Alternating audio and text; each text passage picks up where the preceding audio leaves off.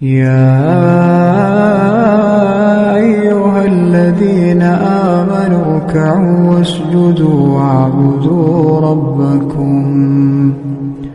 واعبدوا ربكم وافعلوا الخير لعلكم.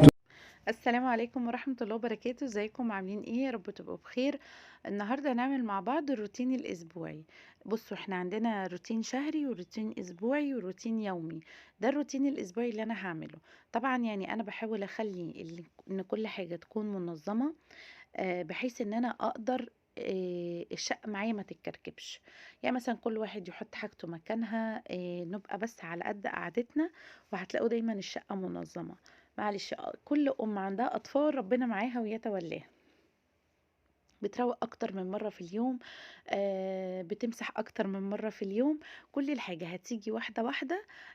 لكل ام معاها اطفال وبيبيهات، بس ما يمنعش ان احنا نقدر ان احنا نعودهم في ان ده غلط وده صح، بس لما يكبروا، يعني ما يبقاش بيبي عنده 6 شهور سنة ما بيفهمش وابتدي ان انا اعلمه.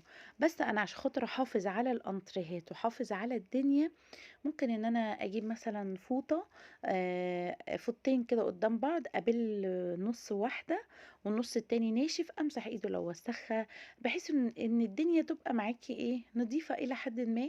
وان شاء الله ربنا يعينك على تربيتهم. انا هنا حبيت ان انا اروق الشقة. هيكون ترويق خفيف خالص، ان انا همسك الانتريهات هكنسها بالمقشه الصغيره دي عشان بيكون في تراب ما بيتشافش.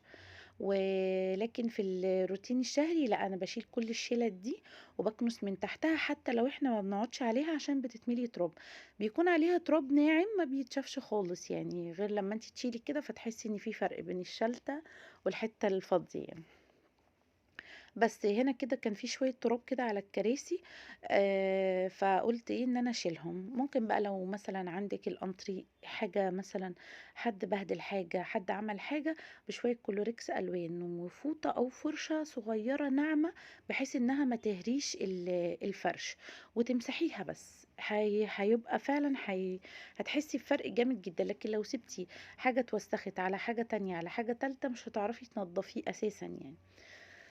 فربنا يعيننا كلنا ان شاء الله. بصوا الجابتونيه دوت بيلم تراب جامد جدا. وبصوا كده من فوق بس، يعني بصوا انا نضفت كده، يعتبر تنظيفات من على الوش.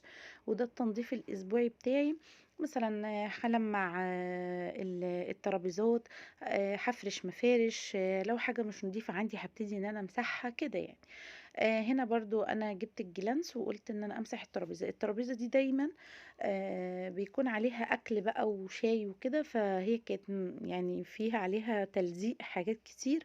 فقلت ان انا ايه، امسحها. وعلى فكرة ده مش بيكون مسح اسبوعي، ده مسح يومي، لان دي ترابيزة يوميا احنا بنحط عليها حاجات. فممكن البنات بس وقعوا عليها عصير فكانت ملزقة، فانا شلتها مسحتها، وشلت الناحية التانية مسحتها، ومسحت الترابيزة حتى من غير الازاز خالص. ابتدت ألمع الشاشة، بس طبعا ما برشش عليها جلانس عشان ما تبص. بحاول الحاجات المتربة ان انا اشوفها اول باول، لان التراب لما بيتراكم بتكون يعني عايز شيلة، مش هيبقى على قد كده. مسح خفيف وحاجة بسيطة. برضو مثلا حبيت ان انا اطلع المكنسة، اكنس الشقة زي ما يعني احنا كده ايه متعودين ان انا هكنس. كنس ده بكنس مثلا مرتين في الاسبوع او اكتر على حسب احتياجك. كل ما انتي مثلا في رجل خارجة وداخلة كتير، في اطفال، كل الكلام ده هتحتاجي ان انتي طبعا تكنسي وتمسحي كتير جدا. بس فقلت ان انا اكنس الشقة. طبعا انا كنست السجاد، كنست الشقة كلها يعني. بس انا جبت معاكم مقطع صغير. كمان بكنس البلكونة، بنضفها، بمسح دلوقتي. هجيب برضو الموب وهمسح بيها.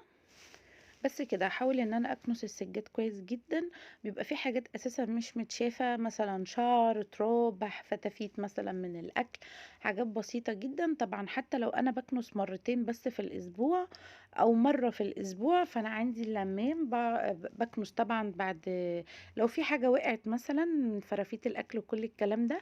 هنا أنا جبت الموب وحاولت إن أنا أمسح من حوالين السجاد كله، مش هاشيله، لأن زي ما قُلت لكم ده كان روتين أسبوعي مش شهري، تمام. بس طبعًا أنا باشيل، بس ما باشيلش في الشتا كتير. كنت باشيل لحد ما صحتي راحت، بس خلاص يعني ابتديت دلوقتي في التأني في كل حاجة أنا باعملها. دلوقتي أنا دخلت إن أنا ألِم الغسيل، حبيت بس إن أنا أوريكم حاجة أنا اكتسبتها من أمي. إن أنا لمّا ألِم الغسيل لازم أطبّقه على طول، لو دخّلت الغسيل جوّه صدقوني مش هيتطبّق على طول. هنا كده خلاص أنا بادخل من البلكونة بارُصّه. بس لكن مش لسه بقى هاطبّقه وده مش عايزة أطبّقه، أنا أكتر حاجة ما باحبهاش لَم الغسيل، وأكيد في ناس كتير كده زيي جدًا ما بيحبوش لَم الغسيل. بس أنا حبيت إن أنا أورّيكم يعني حاجة بسيطة جدًا، كل ما تنشري وتلمّي تلمّي الغسيل هتلمّيه وتطبّقيه هيكون سريع جدًا عليكِ. هنا أنا جِبت الشنطة بتاعة الصلاة وفيها كده شال حطيتها خلاص كده مكانها، حطيت الباسكت أعزكم الله. كده أنا لمّعت كل الترابيزات وكل حاجة كانت محتاجة إن هي تتلمّع.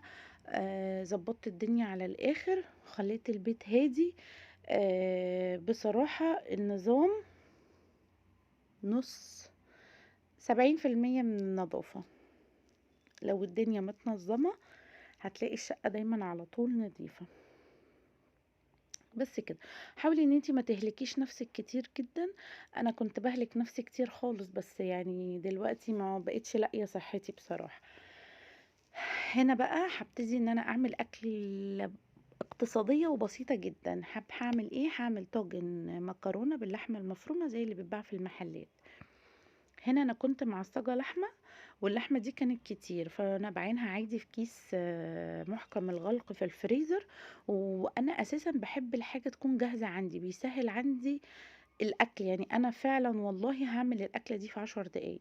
اللحمة عندي متعصجة، الفلفل ده أنا قطعته كنت مجهزاه، والمكرونة هتحطيها نية، والشوربة عندِك بتغلي. ففعلًا الأكلة مش هتاخد أكتر من 10 دقايق تجهيز، وفي حدود تلت ساعة تسوية. فأنا هنا هاعمل أحط اللحمة في الطواجن كده من تحت. ده وبصراحة هي أكلة اقتصادية جدًا يعني. موفّرة للوقت واقتصادية في الفلوس ومريحة بصراحة يعني حلوة. يعني مش هيحصل حاجة لو إحنا عملناها مرّة مثلًا في الشهر، عملنا مرّة كشري، عملنا مرّة. بُصّوا أنا هنا يعني عندي أنا مش كلّه بيطاوعني في كل حاجة يعني. بس أنا مثلًا لو فكّرت أعمل قرنبيط فأنا اللي باكله لوحدي ما حدّش بياكله معايا، كده يعني. إن شاء الله هنتكلّم في حاجات تانية عن موضوع الأكل. هنا أنا عملت 4 صغيّرين و1 كبير. وفي واحد أنا مش هاحط له لحمة كتير عشان خاطر أنا عندي نقرس فما باكلش لحوم كتير أوي. بُصّوا حطيت في حدود معلقتين لحمة يعني، اللي هو حاجة تدّي طعم. باقول لكم بُصّوا أنا مش هاحط فيه خالص يعني. وحطيت فيه فلفل، برضه الصلصة بتاعته باعملها هادية شوية علشان يعني بُصّوا النقرس ما بيحبش الحاجات الحامية ولا البقوليات ولا اللحوم ولا الصلصات الحامية والحاجات دي. هنا بقى بُصّوا مكرونة مش مسلوقة، واللحمة بس هي اللي متعصجة. حتى لو أنتِ هتعصجي اللحمة دلوقتي برضه مش هياخد معاكِ وقت. يعني لو كنتِ عصجتيها مثلًا وأنتِ بتروّقي بتغسلي مواعين بتعملي أي حاجة مش هتاخد معاكِ وقت. بُصّوا هنا إحنا بنحط المكرونة. بُصّوا أنا هاقلل شوية عشان لمّا تستوي، يعني اعملي حساب السِوَى. بس كده، أهو. بصراحة مش هتاخد وقت معاكِ جدًا. حاولي ما تهلكيش صحتِك لو أنتِ بتروّقي وبتنضفي الشقة، ما تعمليش أكل يهلك الصحة. صحتِك أهم من أي حاجة، وصحة أولادِك وبيتِك برضه مهمة جدًا. هُم محتاجينِك وأنتِ محتاجاهم، فحاولي إن أنتِ ما تهلكيش صحتِك أوي. زي ما وريتِك كده إن التنضيف الأسبوعي للشقة هيريّح عليكِ حاجات كتيرة جدًا، وهتفضل الشقة دايمًا نضيفة. لو كل واحد حط حاجته مكانها هتلاقوا دايما الشقة رايقة. يكون مثلا محتاج ان تغيري تعملي حاجة بسيطة خالص في الشقة يعني. مثلا انت هتروقي النهارده للاسبوع، حاولي ان انت بقى متعمليش محشي و... وتبقى كل حاجة قايمة على بعضها. لا، حاولي ان انت تخلي كل حاجة وليها وقتها. مثلا انا هعمل النهارده محشي، فانا الشقة عندي متروقة مش محتاجة مني حاجة. لكن لو محتاجة ان انا مثلا هروق الشقة، فانا هعمل اكلة بسيطة، هعمل طاجن مكرونه زي ده، هعمل كشري اصفر. لا، ممكن ابقى مجهزه اكل عندي من امبارح حاطاه في التلاجة. فكلها حاجات سريعه وسهله، وبسطوا الدنيا على نفسكم، ما تخلوهاش معقده. كلنا نضاف وبنحب النظافه، بس واحده واحده وبالراحه. هنا كده خلاص الشوربة كانت غليت، وحطيت عليها الطماطم وملحتها وظبطتها خالص جدا. هبتدي بقى ان انا احط الشوربة. ما تحطيش الشوربة كتير عشان المكرونة ما تعجنش، وما تيجي تقلبي الطاجن ما يكونش لسه فيه صوص من الشوربة وكده يعني. هي كده حلوة قوي.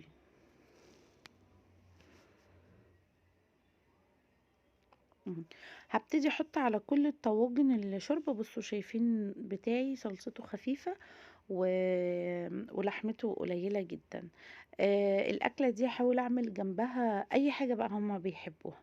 حمر بطاطس، ممكن أعمل سلطة، ممكن أحط مخلل، أي حاجة. بس أنا هحمر جنبها بطاطس، وهعمل جنبها سلطة، وهقدمها كده وخلاص. هنا كده خلاص انا حطيتها في اعملي الفرن. اللي هم بيحبوه واللي بيريحهم. وهبتدي بقى ان انا اجهز تحمير البطاطس. اشوف اي حاجة لسه مثلا انا عايزة اعملها، بحيث ان انا مثلا هدي لنفسي في اليوم دوت وقت بسيط من ناحية الاكل. زي ما قلت لكم، ما تهلكوش صحتكم يعني، واحدة واحدة. هنا كده خلاص كان استوى. قعد في حدود 25 دقيقة أو 20 دقيقة على حسب الفرن بتاعك. بصراحة طلع حلو جدا جدا جدا، وحاجة سهلة وبسيطة خالص يعني. مرة محشي ومرة مكرونة، يعني ايه، التنوع مطلوب. وان انتي برضو تعملي أكلة موفرة وحلوة وصحية في نفس الوقت من البيت برضو مطلوب. بصوا كده شايفين شكل الطواجن بصراحة حلوة قوي، وطعمها احلى كتير. وهحمر بقى جنبها بطاطس واحط مخلل وكده. ويا رب الفيديو يكون